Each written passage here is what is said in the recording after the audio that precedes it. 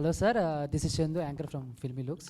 So first of all అంటే ఈ మధ్యన వస్తున్న పెద్ద సినిమాలు కానీ చిన్న సినిమాలు కానీ సో థియేటర్లో రిలీజ్ అయిన టూ మంత్స్ లోపే ఓటీటీకి వచ్చేస్తూ ఉంటాయి. బట్ రజాక్ గారు ఎందుకు ఇంత లేట్ అయింది? రేపు మార్చ్ వస్తే 1 year అవుతుంది అటు ఇటుగా. సో అంటే ఓటీటీకి తీసుకోవటంలో ఏమన్నా ఇబ్బంది పడ్డారా? తీసుకోవటంలో ఎవరైనా ఆలోచించారా? ఇలాంటి సినిమాని మేము తీసుకోవచ్చా, తీసుకోకూడదా? ఇలాంటి సిచ్యువేషన్స్ ఏమైనా ఫేస్ చేశారా ఈ గ్యాప్లో? లేదు, తీసుకోవాలి తీసుకోవద్దని కాదు. ఇంతకుముందు చెప్పాను నేను మాట్లాడుతూ. సినిమా మేము March 15th తెలుగులో రిలీజ్ చేసిన తర్వాత 1 month గ్యాప్ తర్వాత హిందీలో రిలీజ్ అయింది, మేలో రిలీజ్ అయింది. సో అక్కడ 2 months పోయింది. అక్కడ ఏప్రిల్లో రిలీజ్ అయింది. అదైన తర్వాత ఏం జరిగిందంటే అక్కడ మేము ఒక సంస్థకి థియేటర్స్కి విషయంలో సిగ్నేచర్ చేసే దగ్గర 6 months వాళ్ళకే రాయాల్సి వచ్చింది, సంతకం పెట్టాల్సి వచ్చింది. అక్కడ థియేటర్స్ కోసం మాకు మంచి థియేటర్స్ కావాలని. సో అక్కడ 6 months వెయిట్ చేయాల్సి వచ్చింది. ఆ తర్వాత September 17th రిలీజ్ చేద్దామని మళ్ళీ ఆలోచన వచ్చింది. చేద్దామని ఆలోచన వచ్చి మళ్ళీ ఒకసారి అనుకొని అప్పటికి 7-8 months అవుతుంది కదా, ఎందుకు ఇప్పుడే నేను ఒక 1 year ఆగితే బాగుంటుందని ఎవరో సలహా ఇస్తే అక్కడ ఆగిపోయాం. ఆ తర్వాత అవార్డ్స్కి అప్లై చేద్దాం, అవార్డ్స్ బాగా రిసీవ్ చేసుకుంటుంది అవార్డ్స్ కమిటీ అని దానికి కొంచెం ఆగాం. ఈ విధంగా ఇప్పుడు చాలా అవార్డ్స్ చెప్పాను. ఇంతకుముందు ఒక 18 ఫెస్టివల్స్కి అప్లై చేస్తే 15 దాకా అవార్డ్స్ సెలెక్ట్ అయింది. అట్లా ఆలోచిస్తూ లేట్ అయిపోయింది. కానీ Day 1 నుంచి మాకు ఆహా తోడుగా ఉంది, ఆహా సపోర్ట్గా ఉంది, ఆహా ఎనీ టైం రెడీగా ఉంది. మేమే ఈ కారణాల వల్ల లేట్ చేసాం. ఇంద్రజ మ్యామ్ ఇందాక మాట్లాడుతూ సో చాకల ఐలమ్మ అనే క్యారెక్టర్ మీ లైఫ్ మొత్తంలో కూడా చాలా ఇంపార్టెంట్, మంచి రోల్ అని చెప్పారు. సో అంటే ఆవిడ గురించి తెలుసుకునేటప్పుడు నేను చాలా హిస్టరీ బ్యాక్కి వెళ్ళాను, చాలామందిలో ఆవిడ ఒక దేవతలా చూస్తున్నారని చెప్పారు. సో అలా తెలుసుకునే క్రమంలో ఏదైనా ఒక పర్టికులర్ ఒక విషయం దగ్గర మీరు షాక్ అయ్యారు కానీ లేకపోతే ఆశ్చర్యపరిచిన సిచ్యువేషన్? అవును, ఉందండి. అది ఇక్కడ ఈ మూవీలో చూపించలేదు. మూవీలో చూపించింది ఎంతవరకు అయితే ఆవిడ పోరాటం చేయడం, ఆ పోరాటం వచ్చేసి ఒక స్పార్క్ లాగా అక్కడ బక్కుమని పట్టుకోవడం వరకే మూవీలో కనబడింది. కానీ చాకలి ఐలమ్మ క్యారెక్టర్ నా దాకా వచ్చింది అన్నప్పుడు ఆవిడ ఎవరు ఏంటి ఇవన్నీ నేను చదువుకున్నప్పుడు తెలిసింది ఏంటంటే తన ఇంట్లో వాళ్ళు మొత్తం అంతా కూడా ప్రాణాన్ని పణయం పెట్టినా సరే ఈవిడ పోరాటాన్ని ఆపలేదు. ఆవిడ ఇంట్లో వాళ్ళందరినీ కూడా, వాళ్ళ హస్బెండ్ కానివ్వండి, పిల్లలు కానివ్వండి, అందరినీ కూడా అంటే నువ్వు ఇలా పోరాటం చేయడం మానకపోతే ఉంటుంది కదండి, జనరల్గా మనకు వీళ్ళ మీదే టార్గెట్ ఉంటుంది కదా, అలా అయినా కూడా ఆవిడ ఆపలేదు.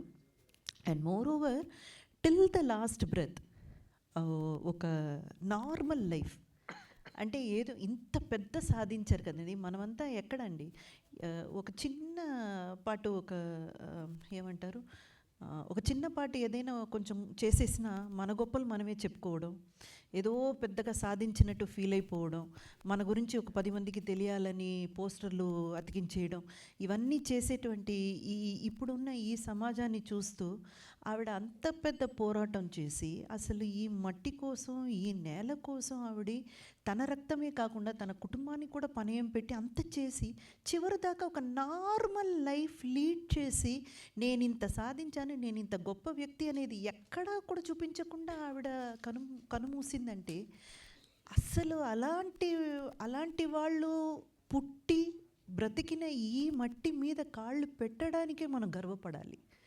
సో అది నాకు అనిపించింది. కానీ ఆ సంఘటన మూవీలో లేదు. సత్యనారాయణ గారు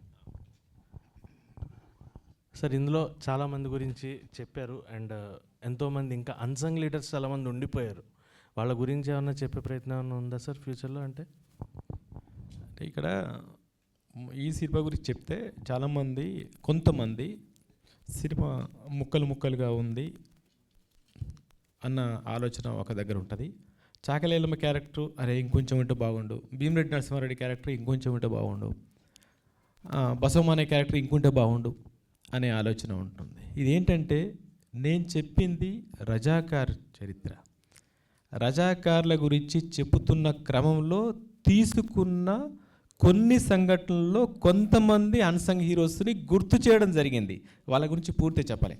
అందుకని సినిమా చూసేటప్పుడు రజాకార్ అనే దృష్టితో చూస్తే నరేషన్ బాగా అనిపిస్తుంది. లేదు ఒక చాకలి ఐలమ్మ దగ్గర ఆగిపోతే అరే చాకలి ఐలమ్మ ఇంకా ఉంటే బాగుండే అనిపిస్తుంది, భీమిరెడ్డి నరసింహారెడ్డి ఇంకా ఉంటే బాగుండే అనిపిస్తుంది. ఇలా సినిమా చూసేటప్పుడు ఇలా చూస్తే బాగుండు అని ఇలా చూస్తేనే ఆ సినిమా కరెక్ట్ ఒక థ్రెడ్ లాగా అనిపిస్తుంది. రజాకార్ పాయింట్ ఆఫ్ వ్యూలోనే చూస్తేనే సర్దార్ పటేల్ రజాకార్ పాయింట్ ఆఫ్ వ్యూలో. మీరన్నట్టు చెప్పే అవకాశం ఉందా అంటే ఇంతకుముందు మా తిరుమల చెప్పాడు ఇన్ని సినిమాలు పుడుతున్నాయని. నిజంగానే చాలామంది మన ఇండస్ట్రీలో తయారవుతున్నాయి కథలు. భీమరెడ్డి నరసింహారెడ్డి గారి కథ, చాకలేలం కథ ఇలా తయారవుతున్నాయి. నా దగ్గర కూడా ఇవి దాదాపుగా 80 స్టోరీస్ రెడీగా ఉన్నాయి. 80 మంది అన్సంగ్ హీరోస్ కథలు రెడీగా ఉన్నాయి. అయితే ఏంటంటే దేనికి ఎలా అవకాశం వస్తుంది, దాన్ని కమర్షియలైజ్ చేసి ఇప్పుడు సైరా నరసింహారెడ్డి ఉంది, నరసింహారెడ్డి గారి సబ్జెక్ట్ అలా చేయాల్సి వస్తుందా, డైరెక్ట్గా చేయాల్సి వస్తుంది అనేది వచ్చే అవకాశాన్ని బట్టి ఉంది. బట్ వాళ్ళ హిస్టరీస్ అన్నీ మొన్న బుక్ ఫెస్టివల్లో కూడా నేను దాదాపు 80 బుక్స్ కొనుక్కొచ్చుకున్నాను. చాలా హిస్టరీస్ ఉన్నాయి అవి. అది సారీ అండి, ఇందాక ఆయన అడిగారు కదా ఒక క్వశ్చన్, చాకలేలమ్మ గారు. సో ఆ నార్మల్ లైఫ్ లీడ్ చేశారని నేను చెప్పాను కదా, దానికి ఒక సంకట్ని చెప్తాను. నేను చదివింది ఇప్పుడు గుర్తొచ్చింది. కొంచెం బాగా ఏజ్డ్ అయిపోయారు ఆవిడ. ఏజ్డ్ అయిపోతే కళ్ళు సరిగా కనపడడం లేదు అంట. అంటే ఇవన్నీ రాసింది గూగుల్లో నేను చదివి తెలుసుకున్నది. కళ్ళకు సరిగా కనపడకపోతే సర్జరీ చేయాలి, ఆపరేషన్ చేయాలి అని చెప్పేసి అంటే దానికి ఈ ఫ్రీడమ్ ఫైటర్స్కి మనకు ఒక ఇది ఇస్తారు కదండి, కన్సెషన్స్ ఇస్తారు కదా, మీరు ఇలాగ వెళ్తే చేసుకో. దానికి ఒక ఫోటో అడిగారట అమ్మది. అడిగితే ఐలమ్మ గారి దగ్గర ఫోటో లేదు. అంటే నేనే ఈ ఫ్రీడమ్ ఫైట్లో నేనున్నాను అంటే ఈ ఫ్రీడమ్ ఫైట్ ఒక ముఖ్య భాగం నేను వహించానని చెప్పుకోవడానికి కూడా ప్రయత్నించని ఒక ఆవిడ ఒకరి గురించి నేను చెప్పట్లేదు, అది చూపించుకోవడానికి కూడా ఇష్టం లేని లేదా దాని మీద కూడా ధ్యాస పెట్టని ఎంతోమంది పోరాడితే వచ్చిందండి ఈ ఫ్రీడమ్. అసలు ఒక్క ఫోటో లేదు, నేనే ఇది చేశానని ఆవిడ ఎవరికి చెప్పుకోలేదు, ఎక్కడా చెప్పుకోలేదు. అండ్ అలాంటి వాళ్ళు మన మధ్య బ్రతికారంటే మీరు అసలు నమ్మడం వీలవుతుందా? నేను ఎందుకు నాకు గూస్ బంప్స్ వస్తాయంటండి, నిజంగానే రోమాలు నిక్క పొడుచుకుంటుంది నాకు. ఐలమ్మ అనే క్యారెక్టర్ నేను చేశానంటే ఇంకా నేను లైఫ్లో నాకేమనిపించిందంటే ఈ క్యారెక్టర్ అప్రోచ్ అయినప్పుడు అనిపించలేదు, కానీ ఈవిడ గురించి తెలుసుకున్నాక నాకేమనిపించిందంటే నా మీద ఇంకా బాధ్యత పెరిగింది, సోషల్ రెస్పాన్సిబిలిటీ నా మీద పెరిగింది. ఎందుకంటే ఈ క్యారెక్టర్ చేసిన తర్వాత చాలా జాగ్రత్తగా నా తదుపరి మూవీస్ క్యారెక్టర్స్ని నేను చూస్ చేసుకోవాలన్న బాధ్యత నాలో పెరిగింది. ఆవిడ అంత గ్రేట్ పర్సనాలిటీ అండి. తిరుమల గారు,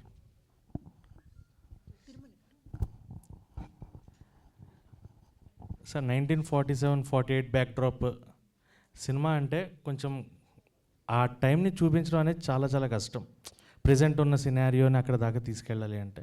సో డైరెక్టర్ గారు చెప్పిన ఆయన విజన్ని మీరు చాలా బాగా ఫుల్ఫిల్ చేశారు. అండ్ ఎక్కడా కూడా మనకి ప్రజెంట్ జనరేషన్ కాకుండా ఆ టైప్ ఆఫ్ ఆర్ట్ వర్క్ చేయడం అనేది ఎలా అనిపించింది? And through out the complete 1948 Razakar వ్యవస్థ అనేదాన్ని చూపించడం. డెఫినెట్గా అండి. యాక్చువల్గా సార్ నాకు చెప్పినప్పుడే గూస్ బంప్స్ వచ్చినాయి, సబ్జెక్ట్ చెప్పినప్పుడే గూస్ బంప్స్ వచ్చినాయి. తర్వాత నాకు స్టోరీ మొత్తం నరేట్ చేసినప్పుడు నేను ఎక్కడో కొంచెం వెనుకుంటే ముందుకు వచ్చాను. సరే ఇది చేయాలి అని అంటే నాకున్న నైపుణ్యమే సరిపోదు, నేను మాస్టర్స్ చేశాను. సో ఈ నైపుణ్యమే కాదు, దీనికి రీసెర్చ్ వర్క్. ఇప్పుడు మేము ఫైనల్ ఇయర్లో మాస్టర్స్లో థీసిస్ చేస్తాం, ఒక సబ్జెక్ట్ మీద రీసెర్చ్ చేసి ఒక బుక్ తయారు చేస్తాం, అప్పుడే మాకు మాస్టర్ డిగ్రీ ఇస్తారు. సో మళ్ళీ ఒక మాస్టర్ డిగ్రీ నేను చేయాల్సి వచ్చింది విజువల్స్ పరంగా. సో ఈ అవకాశం నిజంగా సార్ ఇచ్చినట్టే, అలాగే గూడూరు నారాయణ రెడ్డి గారు ఇచ్చినట్టే. సో ఫస్ట్ నేను ఏం చేశానంటే మనకున్న సన్నివేశాలలో ఏమేమి మేజర్ పార్ట్స్ ఉన్నాయో అవన్నీ తీసుకొని అప్పుడు నేను ఫస్ట్ బైరాన్పల్లి వెళ్ళిపోయాను. తర్వాత అటున్న పల్లెలు అవన్నీ తిరగడము, తర్వాత వాళ్ళ ఇప్పుడు లైవ్లో ఉండి అప్పుడు ఆ పోరాటాన్ని చూసిన వాళ్ళు ఒక ఇద్దరే దొరికారు. ఒక ఆమె పిచ్చామె అయిపోయింది, అంటే ఆమెది వేరే స్టోరీ. సో అలాగా నేను ఒక బైరాన్పల్లి విలేజ్లోనే ఒక 20-30 మందిని కలిసాము, వాళ్ళతో వీడియోస్ కూడా చేసాము. అది యాక్చువల్గా సినిమా రన్నింగ్ అవుతుంటే మధ్యలో పబ్లిసిటీ చేద్దాం అనుకున్న, అంటే అక్కడక్కడ రిలీజ్ చేద్దాం అనుకున్నాయి, అవి వీడియోస్ ఉన్నాయి మన దగ్గర. సో వాళ్ళందరినీ ఇంటర్వ్యూ చేసినప్పుడు బురుజు ఎలా ఉండేది, అసలు బురుజు కట్టడం ఎందుకు వచ్చింది, అసలు ఆ కన్స్ట్రక్షన్ అక్కడ ఎందుకు కట్టారు, దాన్ని ఇంత బలంగా ఎందుకు కట్టారు, కట్టిన కన్స్ట్రక్షన్ ఎందుకు కూలగొట్టారు, ఎలా అది డిమాలిష్ అయిపోయింది. సో ఇలాంటివన్నీ తర్వాత ఇప్పుడు ఎవరైతే బతికున్నారో వాళ్ళతోటి ఇంటర్వ్యూ చేస్తూ వాళ్ళు చెప్పినటువంటి ఐడియాస్ని పెట్టుకొని డ్రాయింగ్ చేసి వాళ్ళకి చూపించి ఇలా ఉండేదా అలా కాదన్నప్పుడు మళ్ళీ ఇంకొక డ్రాయింగ్ చేసి చూపించి అట్లా దాని మీద చాలా రీసెర్చ్ వర్క్ చేయడం జరిగింది. అలాగే సార్ దగ్గర చాలా బుక్స్ ఉండేవి. సో అలాగే మన డైరెక్షన్ టీం కూడా చాలా మెటీరియల్ కలెక్ట్ చేశారు. సో ఇవన్నీ కూడా ఇదొక ఏం చెప్పను వండర్ఫుల్ జర్నీ అండి. నేను ఒకానొక టైంలో నేను ఫీల్ అయింది ఏంటంటే, సినిమా అయిపోయిన తర్వాత విజువల్ సినిమా చూసిన తర్వాత నేను ఇండస్ట్రీలో ఇంకా సినిమా చేయకపోయినా పర్లేదు అనుకున్నాను. This is the enough. ఇంతకంటే నేను ఇంకేం గొప్పగా చేసేది ఏమి ఉండదేమో. ఎందుకు అని అంటే అంత రీసెర్చ్ చేయాల్సి వచ్చింది, అంత అవుట్పుట్ ఇవ్వడానికి ట్రై చేశాను. అంటే 100% ఇచ్చానని చెప్పను, ఎక్కడో నాకు తెలుసు ఇంకేదో మిస్ అయి ఉంటుంది, ఇంకేదో చేయాల్సింది అని ఇప్పుడు చూస్తే మళ్ళీ నాకు అనిపిస్తుంది. బట్ ఆ టైంకి 100% ఇచ్చానని అనుకున్నాను, కానీ కాదు, ఇంకా ఉంటుంది. బట్ ఎస్పెషల్లీ ఈ ప్రయాణంలో, ఈ జర్నీలో నేను ఇంతకుముందే చెప్పాను, మా ప్రొడ్యూసర్ గూడూరు నారాయణ రెడ్డి గారు, ప్రణయ్ అన్న, మా రమేష్ డిఓపి, వీళ్ళందరి సహకారం, మా డైరెక్టర్ గారి ఇన్పుట్స్, నేను ఏదైనా తప్పు చేసినప్పుడు ఇలా కాదు ఇలా ఉండదేమో ఒకసారి రీథింక్ చేయండి, లేకపోతే పలానా బుక్ చూడండి, లేదంటే పలానా వ్యక్తిని కలవండి. అట్లా చాలామందిని కలిసాం, కవులు, కళాకారులు, మేధావులు, ఎవరైతే బుక్స్ రాసిన వాళ్ళు. సో ఇట్లా చాలామందిని కలిసామండి, చాలామంది ఇన్పుట్స్ తీసుకున్నాం, వాళ్ళని ఇంటర్వ్యూస్ చేసాం. తర్వాత ఇప్పుడు బతికున్న వాళ్ళు కానీ, వాళ్ళ పిల్లలు కానీ, వాళ్ళ మనవాళ్ళని, వాళ్ళు యూఎస్లో ఉంటే యూఎస్లో కాంటాక్ట్ చేసి వీడియో కాల్ తీసుకొని వాళ్ళతోటి వాళ్ళు ఎలా ఉండేది, అప్పుడు వాళ్ళ ఇల్లు ఎలా ఉండేది, కొన్ని ఇల్లు కూలగొట్టి అట్లా ఆగిపోయిన ఆ ఇళ్ళల్లో కూడా వెళ్ళి చూసాం. వాళ్ళు హోల్స్ పెట్టుకొని ఎందుకు ఈ హోల్స్ ఉన్నాయి అంటే వాళ్ళని ఎదుర్కోవడానికి, వెపన్ యూస్ చేయడానికి, షూట్ చేయడానికి. అలాగే మీరు పైన చూసినప్పుడు ఆ బురుజులో చాలా సీన్ ఉందండి. అసలు చెప్పాలంటే సార్ తీయాలనుకుంటే ఓన్లీ ఆ బైరాన్పల్లి ఎపిసోడ్లో బురుజు మీదకి వెళ్ళి ఆ బురుజు యాక్టివిటీ చేస్తే ఒక సినిమా అవుతుందండి. Sir, I want to follow up that answer Yata గారు. సో ఏ సినిమాకైనా సరే హిస్టరీ పరంగా తీసుకుంటే కొన్ని అంతా సినిమా ఒక 2.5 గంటల్లో లేదా 3 గంటల్లో కన్వే చేయాలంటే చాలా కష్టం. సో అలా ఈ రజాకార్ సినిమాలో అరే నేను ఈ పాటు కేవలం డ్యూరేషన్ వల్ల ఆపేయాల్సి వచ్చింది, అలాంటి ఇబ్బందులు కానీ అలాంటి సిచ్యువేషన్స్ కానీ ఏమైనా ఉన్నాయా? అన్నీ అవే. ఆ హిస్టరీ తీసుకుంటే అదొక సముద్రం, అది చెప్పడం చాలా కష్టం. సార్ మనం ఈ రజాకార్ సినిమా చేద్దామని చెప్పినప్పుడు నాకు ఎక్కడ మొదలు పెట్టాలి, ఎక్కడ ఎండ్ చేయాలో అర్థం కాలేదు. నిజాం చరిత్ర, ఆసిఫ్ జాహీ వంశ చరిత్ర 224 సంవత్సరాల చరిత్ర. అందులో 100 సంవత్సరాల చరిత్ర ఇది ఉంటుంది. 4వ నిజాం నుంచే బ్రిటిషర్ స్టార్ట్ అయిపోయారు. రజాకార్ వ్యవస్థ అప్పుడప్పుడే నైజాం వ్యవస్థ నుంచి నిదానంగా రజాకార్ వ్యవస్థ స్టార్ట్ అయిపోయింది. అక్కడి నుంచి ఇక చేయలేము. అందుకనే ఏంటంటే భారతదేశానికి స్వతంత్రం ఎప్పుడు వచ్చింది, హైదరాబాద్ సంస్థానానికి స్వతంత్రం ఎప్పుడు వచ్చింది, ఆ మధ్యలో ఏం జరిగింది. సో స్టార్టింగ్ ఎండింగ్ పెట్టుకుంటే ఏం చేయొచ్చు. మొత్తం ఇదే చెప్పాలంటే మరి చాకలి ఐలమ్మది ఎప్పటిదో మరి గుర్తు చేయకపోతే ఎట్లా, ఇంకొంచెం ముందుది చాకలి ఐలమ్మది. సో దాన్ని ఎలా ఎవరి రూపంలో చెప్పించాలి, ఆ విధంగా ప్లాన్ చేసుకొని చాలా ఒక స్పూన్ చెప్పాము అంతే, మనం ఓన్లీ 1 స్పూన్. మరి పార్ట్ 2, పార్ట్ 3 అలా ఏమైనా ప్లాన్ చేసుకుంటున్నారా? పోనీ ప్రస్తుతం అయితే ఆలోచించలేదు, చూద్దాం ముందు ఏం జరుగుతుందో. థ్యాంక్ యూ మా. ఇంద్రజ గారు. యా, హాయ్ అండి, this is Rani from Telugu 17. నమస్తే అండి. సో మీరు ఎన్నో సినిమాలు చేశారు. ఫస్ట్ మీరు ఇంతకుముందు చెప్తూ కూడా ఇంతవరకు గ్లామరస్ రోల్స్ చేశాను, తర్వాత నేను యాక్టింగ్కి స్కోప్ ఉన్నది, ఈ క్యారెక్టరే నేను చేశాను అన్న. అలాగా ఇంకేమైనా మీకు డ్రీమ్ రోల్స్ లాంటివి ఏమైనా ఉన్నాయా? అలా చెప్పలేదండి. హీరోయిన్గా వర్క్ చేసినప్పుడు గ్లామరస్ రోల్ చేశాము, గ్లామర్ హీరోయిన్ అని చెప్పారు. మనం క్యారెక్టర్స్ చేసినప్పుడు కూడా అందం మీద ఎక్కువ కాన్సన్ట్రేషన్, లేదా మీరు చాలా బాగున్నారు, అందంగా ఉన్నారు, గ్లామర్గా ఉన్నారు అన్న మాటలే ఎక్కువగా వినపడినా కూడా, అంటే నేను యాక్ట్ చేయలేదు, లేదు యాక్టింగ్కి స్కోప్ ఉన్న క్యారెక్టర్స్ చేయలేదని చెప్పలేదు. అలా చెప్తే నాకు అలాంటి క్యారెక్టర్స్ ఇచ్చిన డైరెక్టర్ని నేను కించపరిచినట్టు అలా చెప్పలేదు. అలా చేసినప్పుడు కూడా ఎక్కువ నా గురించి మాట్లాడినప్పుడు ఎప్పుడు అందాల తర లేకపోతే గ్లామరస్ ఇంద్రజ అని ఆ పదం అయితే వాడేవారు. అలాంటి ఒక ట్యాగ్ లైన్ ఉన్న నన్ను ఐలమ్మ అనే క్యారెక్టర్కి డైరెక్టర్ ఎలా ఆలోచించారు అని అన్నాను. అంటే యాక్టింగ్కి స్కోప్ లేదని కాదు, అంటే yes, ఇందులో yes. మీరు ఎక్కువగా అంటే మీ రోల్కి అంటే డిఫరెంట్ రోల్లో కనిపించారు కదా, Exactly. సో అలాగా ఏమైనా డ్రీమ్ రోల్స్ ఉన్నాయా అనేది. ఓకే ఓకే ఇప్పుడు చేసిన క్యారెక్టర్ లాగే ఏదైనా ఫ్రీడమ్ ఫైటర్గా చేయాలన్న ఆలోచన అయితే ఎప్పుడు రాలేదండి. ఇప్పుడు ఈ క్యారెక్టర్ చేసిన తర్వాత నాకు అనిపించింది ఓకే నేను ఇలాంటి క్యారెక్టర్లకు కూడా పనికొస్తానని ఒక కాన్ఫిడెన్స్ నాకే వచ్చింది. ఎందుకంటే అంతకుముందు నేను ఇలాంటి క్యారెక్టర్స్ ఇది చేయలేదు. సో నాకు కాన్ఫిడెన్స్ వచ్చింది. సో ఇది చూసే డైరెక్టర్స్కి ప్రొడ్యూసర్స్కి ఏదైనా ఆలోచన వచ్చి ఇంకా ఇలాంటివి ఏమైనా ఫ్రీడమ్ ఫైటర్ రోల్ కానీ లేకపోతే కొంచెం మాతృత్వానికి ఒక వీర మహిళగా చేసేటువంటి క్యారెక్టర్స్తో నన్ను అప్రోచ్ అయితే I'll be very very happy. Thank you అండి. ఇంద్రజ గారు, మేడం చెప్పండి. నా పేరు ప్రజావాణి అండి. నమస్తే. మీరు చాకలి ఐలమ్మ క్యారెక్టర్ పోషించేటప్పుడు ఆమె తెలంగాణకే వీరవనిత, అలాంటి క్యారెక్టర్ పోషించేటప్పుడు కొన్ని వర్డ్స్ వాడాల్సి వచ్చింది. అవును. అప్పుడేమైనా ఇబ్బంది పడ్డారా?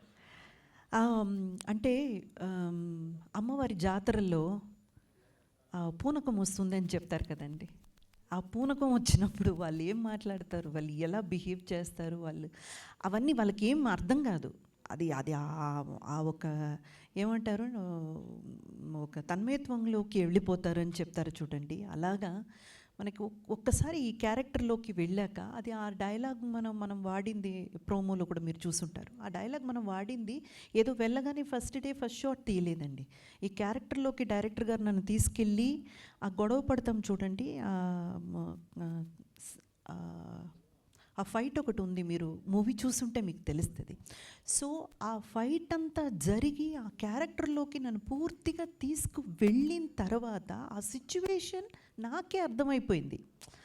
ఓకే ఈ క్యారెక్టర్ ఒక కౌలికి తీసుకొని పనిచేసిన ఒక రైతు దగ్గర నుంచి ఇతను తీసుకొని మనకు ఆ క్యారెక్టర్గా మనం ప్రవర్తిస్తాం కానీ అక్కడ మనం ఇంద్రజ కాదు కదా. సో నాకు అది తప్పుగా అనిపించలేదు, ఏది కూడా ఒక తప్పైన పదం వాడుతున్నామన్న ఫీల్ నాలో డైరెక్టర్గా రానివ్వలేదండి. అందుకని నాకు అది వేరేలా అనిపించలేదు. ఆ తర్వాత ప్రోమో చూశాక కొంచెం నాకు భయం వేసింది. అయ్యో అందరు ఏమంటారో, కామెంట్స్లో ఏం పెడతారో తెలియలేదే అని చాలా భయం వేసింది. కానీ గొప్పతనం ఏంటంటే అది నా గొప్పతనము డైరెక్టర్ గారిది కూడా కాదు. ఐలమ్మ అన్న ఆవిడ్ని వాళ్ళు అలాగే చూశారు ఆడియన్స్. సో ఎవరు కూడా దాన్ని తప్పుగా చూడలేదు. So I'm very happy about it. Satyanarayana గారు, మూవీలో కీలకమైనది ఆపరేషన్ పోలో. అది చేస్తున్నప్పుడు మీకు ఏమైనా సవాళ్ళు ఎదురైనాయా? ఎలా ఫీల్ అయ్యారు? అంటే అప్పట్లో రియల్ స్టోరీ కదా అది. సర్దార్ వల్లభాయ్ పటేల్ గారు ఒక స్కెచ్ గీసి పక్కాగా ప్లాన్ చేశారు. మీరు ఎలా చేశారు? సవాల్ అంటేమా ఫస్ట్ దాని గురించి రీసెర్చ్ చేసేటప్పుడు ఇంకా చాలా ఇన్ఫర్మేషన్ ఉంది, అది ఎలా చెప్పాలి. ఎందుకంటే ఇక్కడ చెప్పింది రజాకార్ గురించి చెప్తున్నాం, ఆపరేషన్ పోలో గురించి చెప్తే నిజానికి ఆపరేషన్ పోలో టైటిల్ పెట్టి ఒక సినిమా చేస్తే బాగుంటుంది, అది ఇంకా చాలా బాగుంటుంది, నేషనల్ మూవీ అవుతుంది. మనం అది చెప్పట్లేము, చెప్పిన తక్కువ టైంలో చెప్పాలి. నిజానికి వాళ్ళ ప్లాన్ పేరు క్యాటర్ పిల్లర్ అంటారు. నిజానికి ఆ క్యాటర్ పిల్లర్ ప్లాన్ చేస్తే ఏంటంటే ఆ క్యాటర్ పిల్లర్ ప్రకారం ఆర్మీ ఎక్కడి నుంచి వచ్చింది ఏంటి ఇదంతా చాలా ఉంటుంది. అదేంటంటే మనం గ్రాఫిక్స్లో ఆర్మీ బయలుదేరిన తర్వాత గ్రాఫిక్స్లో చూపించి అలా వెళ్తే ఏంటంటే అది క్యాటర్ పిల్లర్ రూపంలో ఉంటుంది. అవన్నీ సవాళ్ళు అన్నట్టు, అవన్నీ మనం చెప్పలేము. తర్వాత ఎక్కడ అటాక్స్ జరిగినాయి అనేది కూడా ఊహించినట్టు. ఇప్పుడు మనం ఇన్వెస్టిగేషన్ చేస్తే ఇలా వస్తున్నారనుకుంటే ఇంకెక్కడో తేలుతుంది కదా, అలా ఉంటుంది అదంతా కూడా. సోల్జర్స్ ఇటు వస్తున్నారని ప్లాన్ చేస్తే రజాకారులు వాళ్ళు ఇంకెక్కడో ఉంటారు. ఇలాంటివి చాలా సంఘటనలు ఉన్నాయి. అవన్నీ సవాల్గానే తీసుకొని మనం ఎంత చెప్పాలి, తప్పు చెప్పకూడదు, కరెక్ట్గా చెప్పాలని చాలా కొంచెమే చెప్పేశాం, అది జరిగింది. సార్ ప్రొడ్యూసర్ గారు, లాస్ట్ క్వశ్చన్. సో రజాకార్ అనే సినిమా చాలామంది చాలా అప్రిషియేషన్స్ ఇచ్చారు. మీకు best moment from the politician, from the normal audience, మీకు బెస్ట్గా ఎమోషనల్గా ఫీల్ అయిన వర్డ్స్ ఏంటి? మూవీలో words and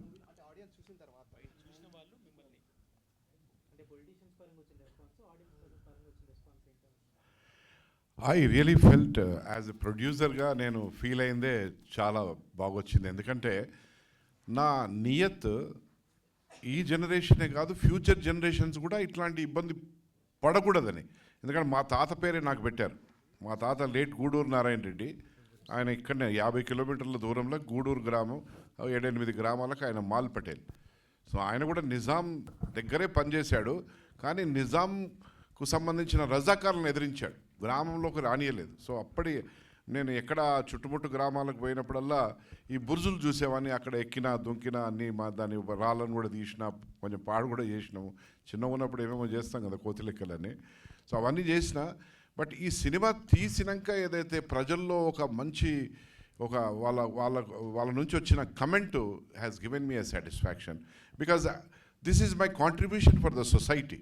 it is not for my selfish and political కంటే నేను పవర్ పొందాలి, లేకుంటే నాకు పోస్ట్ రావాలి, నాకు అట్టహాసం ఉండాలి, 3-4 కార్లు వెనక ముందు సైరన్ కొట్టుకుంటూ తిరగాలనేది, that is as a politician.